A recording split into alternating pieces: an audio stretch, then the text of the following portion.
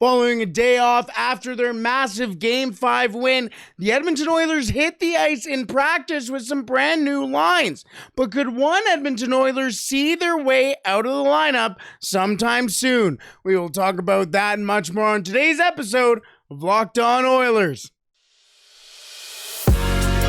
You're Locked On Oilers, your daily podcast on the Edmonton Oilers. Part of the Locked On Podcast Network, your team every day.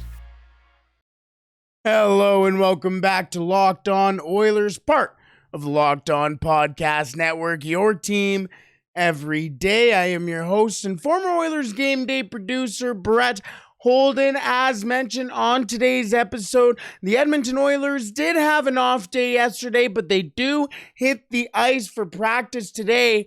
But one player's no longer, not even in the top 6 anymore, but not in the top 9 either. Kailer Yamamoto sees his name as one of the extra players on the fourth line or third and a half line, skating with Klim Kostin. But fans are asking for a different Edmonton Oiler to make his way into the lineup in Yamamoto's favor. We will talk about that in just a second, but also on today's episode, we're going to talk about some of the other changes the Oilers have made in the lineup recently and talking about their practice lines as well. And we will wrap up today's episode with the ghost of Oilers past. And this ghost may have had one of the most explosive and controversial debuts as an Edmonton Oiler in recent memory. And this guy just recently, as of today, just won another European championship. There's a couple clues for you. All that and much more on today's episode of Locked On Oilers. Thank you for making Locked On Oilers your first listen every day. We are free and available wherever you find your podcast.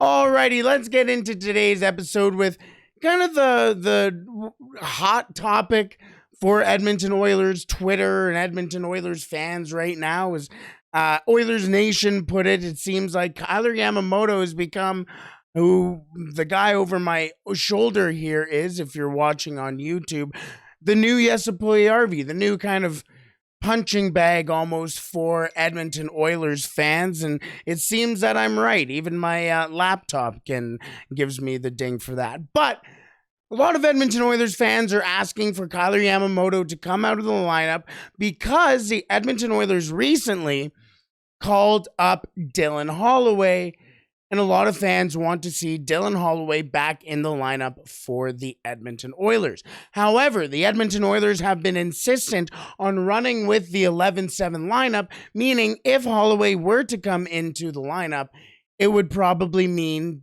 a guy like Kailer Yamamoto would come out of the lineup, or a Klim Kostin, but I don't think Kostin would be coming out of the lineup anytime soon. When he has been playing, he's really made an impact on the series, so I don't see him playing. The only forward who hasn't really had an impact in this series so far is Kailer Yamamoto, who in 5 games so far for the Oilers, no goals, no assists, no points, and is -3 in the series so far. And that's kind of a theme for Kailer Yamamoto in the playoffs. In the playoffs, or in his career in the playoffs, 27 games played, 2 goals, 6 assists, 8 points, and is a career -12 in the playoffs. But we all know what one of my favorite, I'm not one of those analytics guys. I'm not a big into those numbers type guy, but I do like the goals for and goals against per 60 minutes number. So basically putting every player on the same plane. If you were to play 60 minutes in a hockey game, how much are you contributing to the success or goals for your team, or goals against or the failures of your team? And at 5-on-5, Kailer Yamamoto in these playoffs so far, his goals for per 60 minutes sits at a .82, a 0.82. That sits last on the Edmonton Oilers so far this year, tied with Brett Kulak, who has a goal in this series. So, at least somebody's contributing while having a .82. Kailer Yamamoto has nothing, so much so is at a -3. Speaking of which, his goals against per 60 minutes sits at a 3.24, which is 15th on the Edmonton Oilers, and his goal differentials per 60 minutes sits at a -2.42, 18th on the Edmonton Oilers, only above Vinny Desharnais, who was benched in Game 4. Kailer Yamamoto wasn't. We know why Vinny Desharnais was benched, but Kailer Yamamoto still playing top 9 minutes in that game. Now, the player that everybody wants to take over that spot, Dylan Holloway, went down to the minors during the trade deadline season, was a cap casualty, and in his first game back with the Condors, he got injured. He missed about a month and a half, came back in 12 games down in Bakersfield, 7 goals, 3 assists, 10 points in 12 games. Pretty good. Also played 51 games with the Oilers this year, 3 goals, 6 assists, 9 points there. So he does have the experience with the Oilers, obviously. But that's different from this time last year with Dylan Holloway, where he only got into his first NHL game in the final game of the season for the Oilers when they got swept by the Colorado Avalanche in Game 4 of the Western Conference Finals. Different now that he does have 51 games under his belt. But if we're going to take a look at the exact same, or at least use the same standard that we measured Kailer Yamamoto with, Dylan Holloway's goals for per 60 minutes this season, so throughout the 51 games he played in the NHL this year, sat at a 2.27, which was 21st on the Edmonton Oilers. His goals against per 60 minutes sat also at a 2.27, which was 11th on the Oilers, so defensively not too bad. In the upper echelon, or at least in the upper second third of the Edmonton Oilers last year, or this season, I guess. And the goal differential per 60 minutes for Dylan Holloway, an even 0, which was also at 21st. Throughout the season, Kailer Yamamoto was actually in higher positions in each of those categories than Dylan Holloway. Now, Kailer Yamamoto also stayed with the Oilers all season, and Holloway did go down, but if you're asking the Edmonton Oilers to replace Kailer Yamamoto in the lineup, is Dylan Holloway really a better option than Kailer Yamamoto?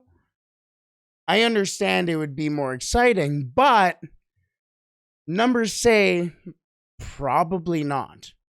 Although he would be a nice little insertion to the lineup, and with the Oilers up by a game, it wouldn't exactly hurt, especially considering you're probably going to shorten the bench anyways if the Oilers are down, so it wouldn't hurt playing him anyways. Alrighty, let's move on to some of the other lineup changes that the Oilers started with in the NHL, or in practice, heading into Game 5 and Game 6, and heading to Los Angeles for that Game 6. We will talk about that in just a second, but first, today's episode is brought to you by eBay Motors. For a championship team, it's all about making sure every player is a perfect fit. It's the same when it comes to your vehicle. Every part needs to fit just right, so the next time you need parts and accessories, head to eBay Motors. With eBay Guaranteed Fit, you can be sure every part you need fits right the first time around. Just add your ride to My Garage and look for the green check to know the part will fit or your money back. Because just like in sports, confidence is the name of the game when you shop on eBay Motors. And with over 122 million parts to choose from, you'll be back in the game in no time. After all, it's easy to bring home a win when all the right parts are guaranteed. Get the right parts, the right fit, and the right prices on ebaymotors.com. Let's ride. eBay guaranteed fit only available to U.S. customers. Eligible items only. Exclusions apply.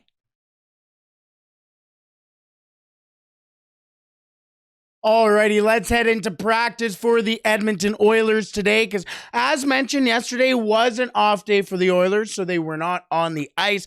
But today they were, and with new lines, meaning that some players were promoted, some players were staying promoted as well, and rightfully so. So let's take a look at the lines for the Oilers in practice today. Starting off with the top line as Evander Kane skated on the wing for the Edmonton Oilers alongside Connor McDavid and Leon Draisaitl. Zach Hyman was on the second line alongside Ryan Nugent-Hopkins, and Nick Bukestad staying on the second line for the Oilers in the top six. Warren Foegele on the third line, skating alongside Ryan McLeod and Derek Ryan, and Klim Kostin and Kailer Yamamoto making up that fourth line, or 3.5 line, I like to call it, because really it's just a guy or a line who's waiting for either Connor McDavid, Leon Draisaitl, or Ryan Nugent-Hopkins to play in between them as well. But that means the Edmonton Oilers will likely be, Devon Shore, was skating in the center spot for the Oilers in practice there. But that does mean that the Oilers will likely be going with the 11-7 in Game 6. But the defense stays the same for the Oilers in practice. Nurse alongside Cody Ceci, Matthias Ekholm alongside Evan Bouchard, Brett Kulak with Vinny Desharnais, and Philip Broberg being that seventh defenseman. Good to see Broberg skating after that injury as well, or after that awkward fall in the second period in that last game, but good to see him practicing and taking regular reps. Now, the Edmonton Oilers did get to see Matthias Janmark skate in full equipment today.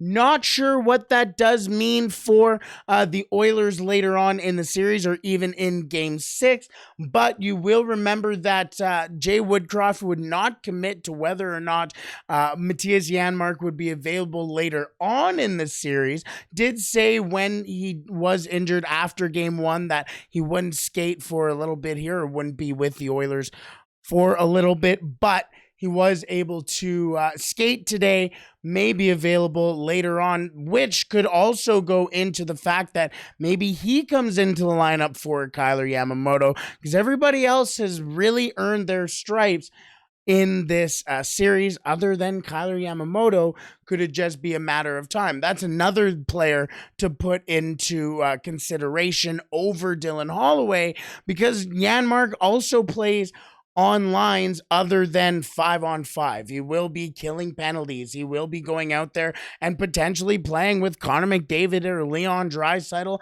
as he has already in the season. Ryan Nugent-Hopkins and Klim Kostin and Matthias Janmark was a really good line for the Edmonton Oilers at parts of the season as well. He would probably get favored over Dylan Holloway, and might get favored, and seemingly probably will get favored over Kailer Yamamoto if he is healthy.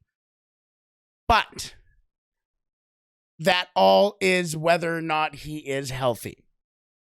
Let's go back to Nick Bukestad as well. He is or was skating on the wing in this practice with Zach Hyman and Ryan Nugent-Hopkins. However, with how specialized Nick Bukestad has been in winning key faceoffs for the Oilers since being acquired at the deadline, I assume he will be the one taking taking faceoffs, for the Oilers, on this line, but after that, he will probably more be tasked as a winger alongside the wall, winning face-off or winning battles along the wall. Excuse me, I'm getting the words all mixed up, but yes, no, I think Nick Bukestad has been a great addition to that top six for the Oilers, and just again going back to Janmark, adding him to that lineup, who can also play in the top 9, top 6, would be favored over Kailer Yamamoto. I think Nick Bukestad has added a whole new dimension to the Oilers forward core,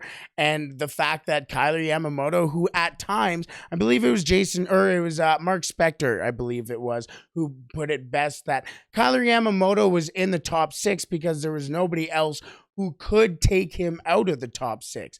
Now, the Edmonton Oilers have numerous guys who can take him out of the top 6, and numerous guys who have proven in this series that they can be a top 6 player, and they might get another one back in Mattias Janmark. Alrighty, we will know more about the Oilers lineup as they head to Los Angeles for Saturday's puck drop, but we don't know when that is yet. So we're still sitting on when, basically we're probably waiting for the Leafs, and the Leafs are probably going to blow it, let's be real. But let's wrap up today's episode with the Ghost of Oilers Past, and this guy is going to spin you into a frenzy. That was my attempt at trying to give you a hint there. I think you know who it is by now. Let's get into the Ghost of Oilers Past in just a second.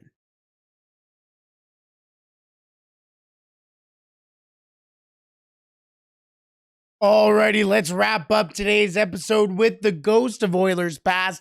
And this ghost kind of became a cult legend over the decade of darkness after his NHL debut, where he came in on, I believe it was Dan Ellis, in net for the Tampa Bay Lightning as a spinorama at center ice for absolutely zero reason in the shootout. A fake slapper as he slips it through the legs of Dan Ellis, and Linus Ullmark wins it for the Edmonton Oilers on December 10th, 2010. And yes, today's Ghost of Oilers Past, Linus Ullmark, who surprisingly, looking at his stats, had a pretty good first year for the Edmonton Oilers. 66 games played in total as an Edmonton Oiler in his parts of 3 seasons with the Edmonton Oilers. 8 goals, 22 assists, 30 points for him. But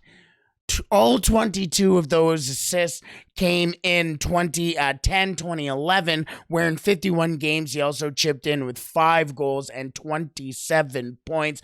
Not too bad for him. Weirdly enough, 51 games is the exact amount of games that Dylan Holloway played for the Edmonton Oilers. But back in 2007, the Edmonton Oilers would draft Linus Ullmark with the 97th overall pick in the 4th round.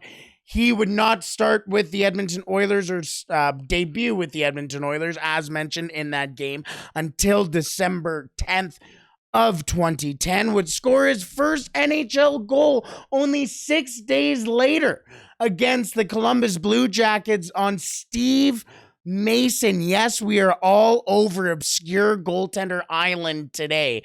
Steve Mason would be the goalie that he would score his first NHL goal on. As mentioned, he would go on to score 4 more goals on the season and 7 more as an Edmonton Oiler.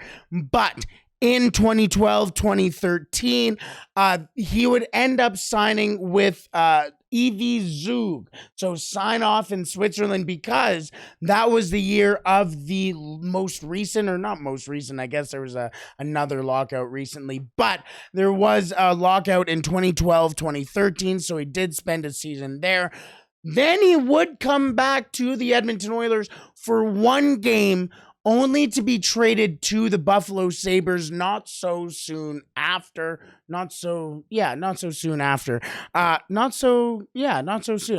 know. I think that's the right turn of phrase. Today's been a long day. I am tired. But he would be sent to the Sabres for a conditional 6th round pick in the 2014 draft, who turned out to be a Buffalo draft pick. It didn't actually matter at all where this trade ended up being.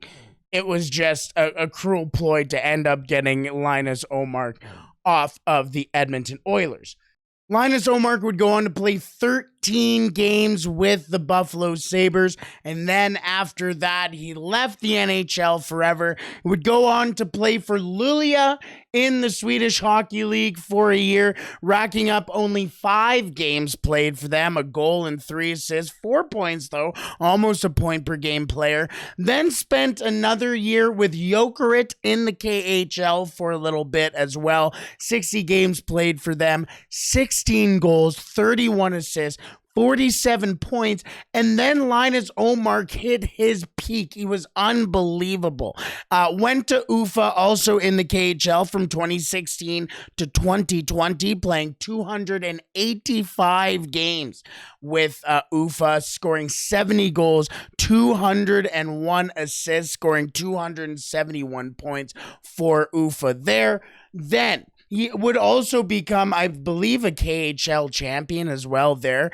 He would go back to Switzerland in 2020-2021, where he would play 49 games, 22 goals, 39 assists, 61 points for Geneva Servette. And then he would go back to Luleå again, where he started off in Sweden again, where he would play 52 games, 21 goals, 37 assists, 58 points in 21-22. And then this past season, he went back to Geneva to play for Geneva Servette, where he would have 52 games played, 16 goals, 40 assists, 56 points, but he would finish his season today, where he would win the National Leagues, or the Swiss League, where he finished the playoffs with 6 goals, 6 assists in 18 games, so 12 points in those games.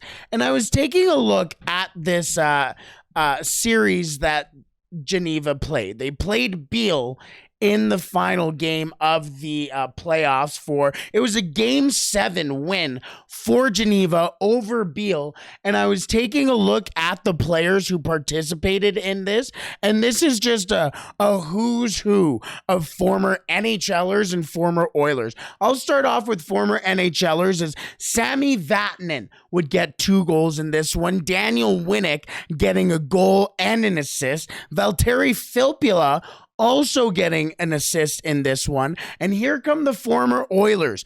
Gaetan Haas got the goal for Biel, the only goal that Biel would get. Marc-Andre Pouliot would get a hooking penalty in this game as well. Teemu Hartikainen would score the final goal of the game for Geneva, with which was actually a shorthanded goal as well. It is just an absolute who's who of former NHLers, even Josh Juris, if you remember him. I'm just going through some of these players, and it is unbelievable. But either way, your National League champion and ghost of Oilers past today, Linus Ullmark. Alrighty, let's wrap up today's episode there. We are still unsure of when Game 6 will start on Saturday. We do know it is on Saturday, but depending on some games, we will find out a little later on. So hopefully we'll find out when that game is, and we can know when we can all play La Bamba, baby.